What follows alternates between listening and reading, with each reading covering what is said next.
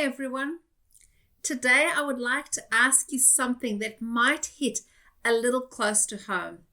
Have you ever been offered an amazing leadership opportunity and the first thing that ran through your mind was, I can't, the kids, the calendar, the expectations? I hear this all the time from smart, capable women who want to lead but feel that life is already so full they just can't stretch any further. Because here's the thing, most of us have family responsibilities that come in all shapes and sizes.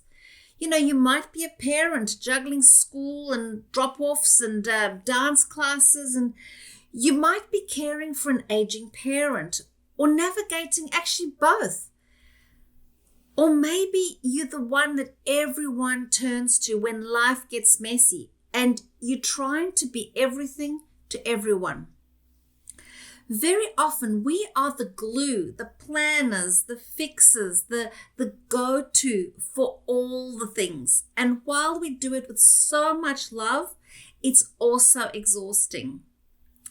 And for so many of us are just quietly turning down leadership roles.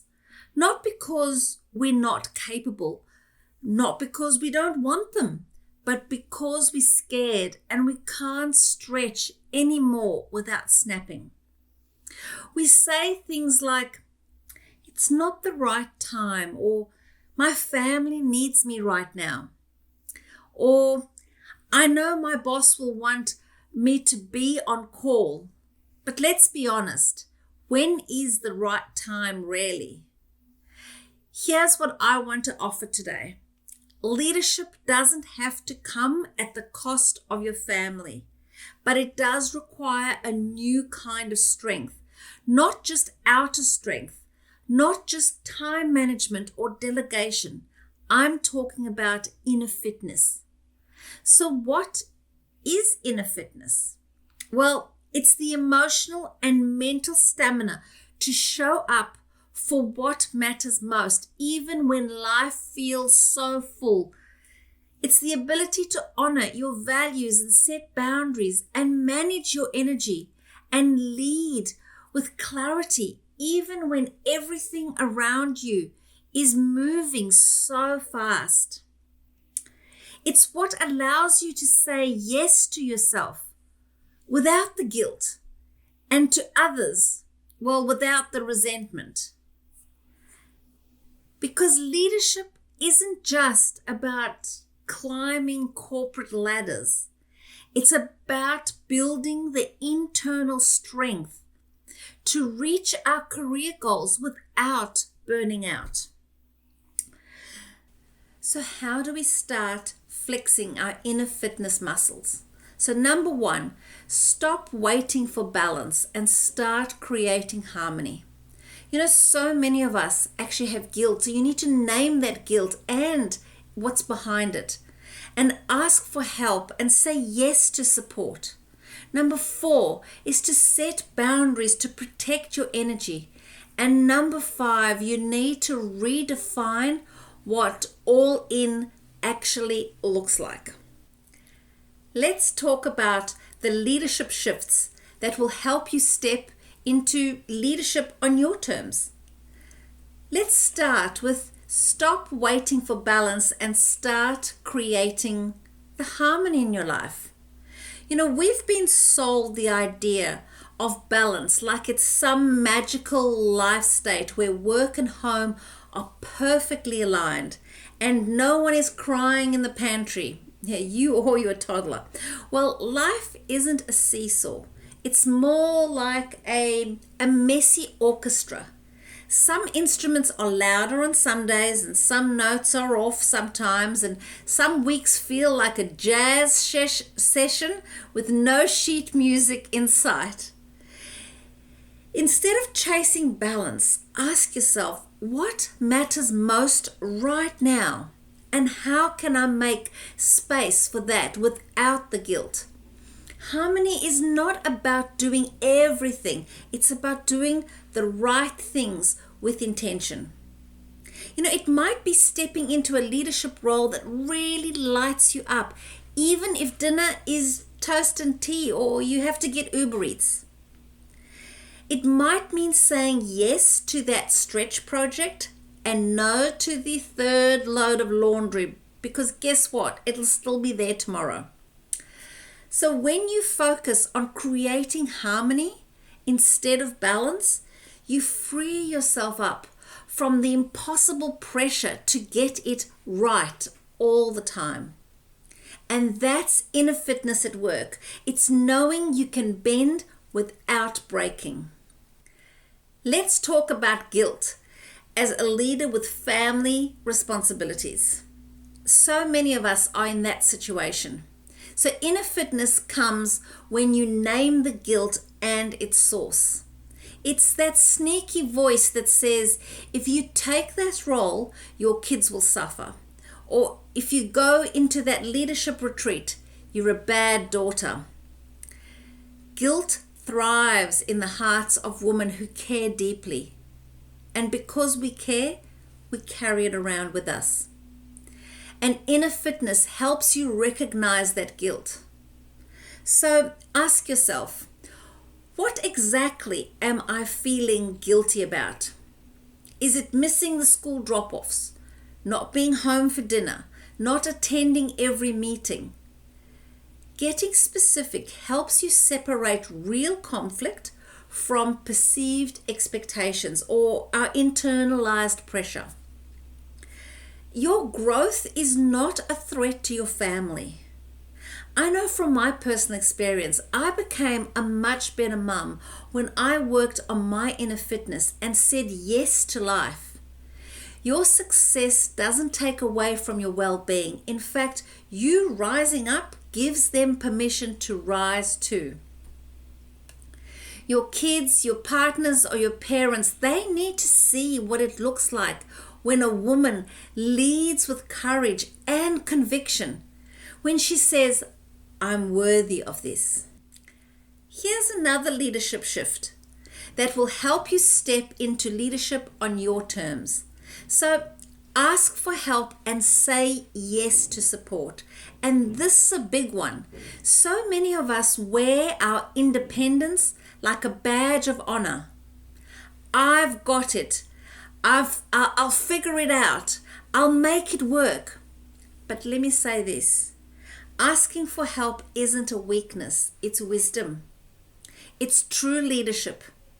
You are not less capable because you ask for support. You are more strategic because you're freeing up your energy for what really matters. Inner fitness means knowing when to push forward and when to call in support. That might look like sharing the load at home, even if it means things are done differently. Bringing your family or partner into the vision and letting them cheer you on and support you. Saying no to what drains you so that you can say yes to what develops you. That is what we need to aim for. And please remember, you don't have to carry it all to have it all. You're not being selfish. You're being sustainable and you're progressing in your career. So you've been offered a leadership role, but you're afraid that the expectations will be impossible to manage. Well, another leadership shift is to set boundaries that protect your energy. Here's where you actually get practical. Let's say you've said yes to the leadership role, and that's amazing. But now comes the part that so many women skip, and that's designing it in a way that works for you. That's where inner fitness becomes your best friend, and the answer is boundaries. Not walls, not ultimatums. Just be clear, kind, and communicate what helps you show up as the best version of you. When you're negotiating or stepping into a leadership role, don't be afraid to say, Yes, I'm excited. Here's what I'll need to make it work long term. And that might be flexibility in your working hours, or maybe it's clarity around responsibilities. Setting expectations around meetings or after hour emails. And really, you need to stick to them, because if you're going to set the boundaries, you have to stick to them. This isn't about being high maintenance. It's about being high impact without becoming overwhelmed. And I promise you this, when you show up with being clear about your needs, you give others permission to do the same. You're not just leading, you're changing the culture, and the culture actually needs changing. One of the most important leadership shifts is to redefine what all in actually looks like.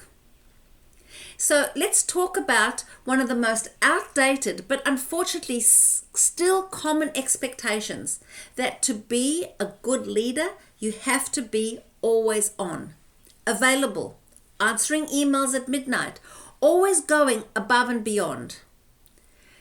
Being all in doesn't mean being always on. It means knowing when to be fully present at work and when to switch off.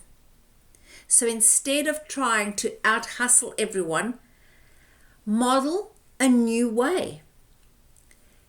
Inner fitness gives you the confidence to say, you'll get the best out of me, not the leftovers. Or something like, I want to be fully present in this conversation. Let me close my laptop and I'll give you my full attention. Notice the message you're sending out.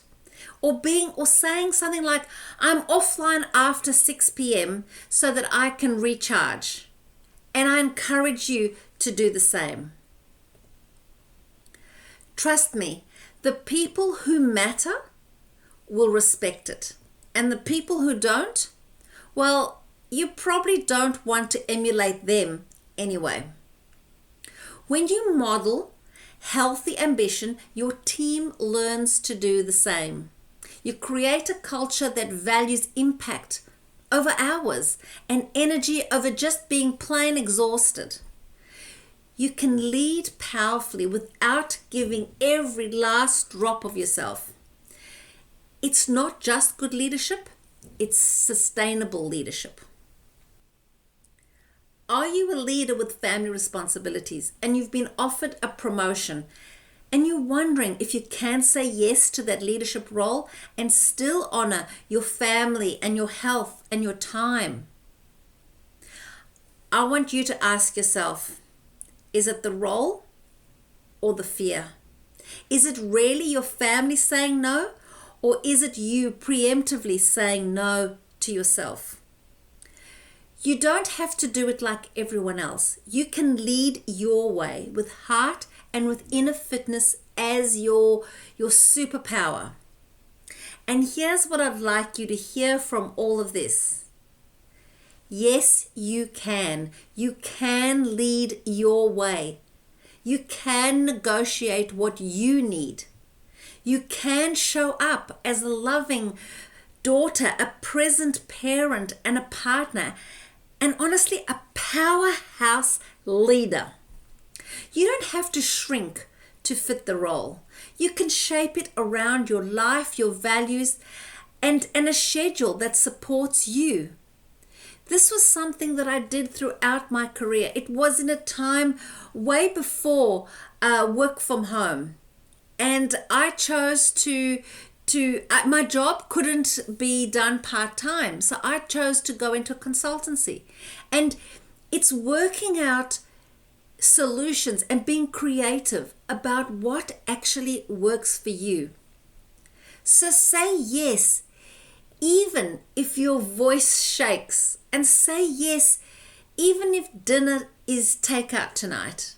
And say yes, because when you do, you're not just stepping into leadership.